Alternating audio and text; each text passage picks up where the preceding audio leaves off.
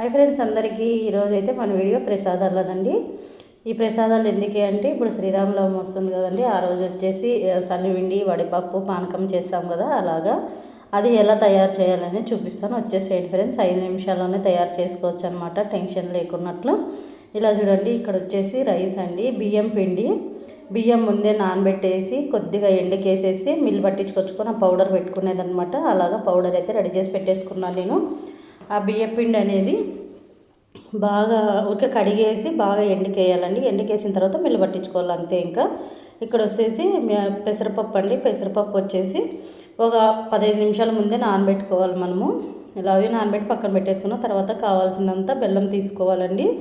ఆ తర్వాత ఇక్కడ వచ్చేసి తులసాకులు, ఒక యాలక బుడ్లు, కొద్దిగా సొంటి సోపు తీసుకున్నాను అండి నేను పానకం కోసము.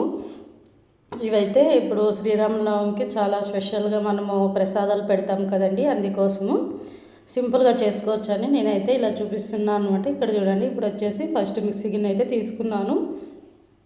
మనకి గుండు ఉంటే గుండు కింద కానీ రుబ్బుకొచ్చండి, చాలా బాగుంటుంది. కానీ ఇప్పుడు అలా ఎవరికి అనుకూలం లేదు కదా. అప్పుడు కాలంలో అయితే అట్లా గుండు కింద రుబ్బి చేస్తూ ఉంటారు అనమాట. ఇప్పుడు అంత అనుకూలం లేదు కాబట్టి ఇలా మిక్సీతో అయితే చేస్తున్నాము. రైస్ పిండి అయితే వేసేసాను, తర్వాత బెల్లం వేసాను, తర్వాత వచ్చేసి యాలక 2 యాలక గుడ్లు వేసానండి. వేసిన తర్వాత ఇలా చూడండి, ఇలా అయితే పౌడర్ లాగా బెల్లం అంతా మిక్సీ పట్టేసుకోవాలి. పట్టిన తర్వాత కొద్దిగా వాటర్ వేసుకోవాలండి. మళ్ళీ చాలా వేసినామంటే గిన వేస్ట్ అయిపోతుంది సన్నవిడి అంతా. ఇప్పుడైతే కొంచెం వాటర్ వేస్తూ మిక్సీ పట్టుకోవాలండి. చాలా వాటర్ వేయకూడదు అసలు. ఇలా చూడండి, కొంచెం వాటర్ వేస్తూ ఇలా మిక్సీ పట్టేసుకుంటే మనకి ఇలా కొద్దిగా గుంటలు కట్టేకి వచ్చేలాగా చూసుకోవాలి. ఇప్పుడైతే కరెక్ట్గా సరిపోయింది. చాలా ఎక్కువ వాటర్ వేసినామంటే గిన ఇంకా అది అస్సలు ఏం చేసేకి రాదండి. అందుకోసం వాటర్ వేసేటప్పుడు మాత్రం జాగ్రత్తగా వేసుకోవాలండి. ఇలా చూడండి, ఇప్పుడు ఇది తీసేసుకొని మనకి సలవిండి ముద్దులాగా చేసుకోవాలి. ఇప్పుడైతే ఇలా అంతా ఒక గిన్నెలోకి తీసేసుకుంటున్నా అండి నేను. గిన్నెలోకి తీసేసుకొని అంతా ఇలా కొద్దిసేపు అలా పిసికినామంటే గిన అది సన్మిడి ముద్దలాగా అయిపోతుంది. ఇలా చూడండి, మళ్ళీ వాటర్ అయితే అస్సలు వేయలేదండి, కొద్ది వాటర్ వేసినది నేను. ఇలా అయితే పర్ఫెక్ట్గా వచ్చేస్తుంది అనమాట సన్మిడి ముద్ద. ఇప్పుడు ఇది రెడీ అయిపోయింది కదండి, ఇది ఈజీగా అయిపోయింది చూడండి. ఇంకా అది పక్కన పెట్టేసుకున్నాం. తర్వాత ఇక్కడ వచ్చేసి పానకం చేయడానికండి కొద్దిగా బెల్లం తీసుకొని నానేసుకున్నాను నేను ఒక గ్లాసులోకి, ఒక కప్పులోకి.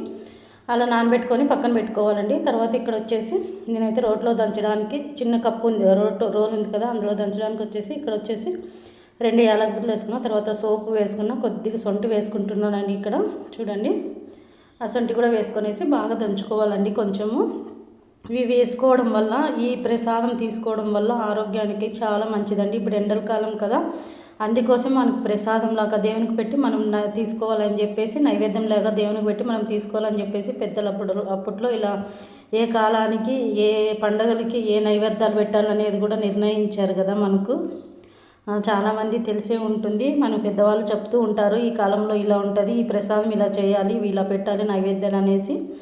అలాగండి. ఇప్పుడైతే చూడండి, ఇక్కడైతే దొంచి వేసుకున్నాను.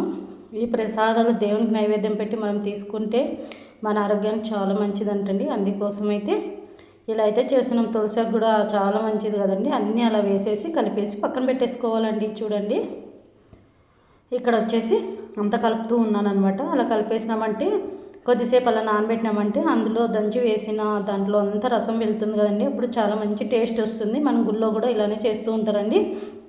అలాగే ఇక్కడ వచ్చేసి వడపప్పు నానబెట్టి పెట్టేసుకున్నాను కదా, ఇంకా అవి కూడా అట్లే పెట్టేసుకున్నా అండి.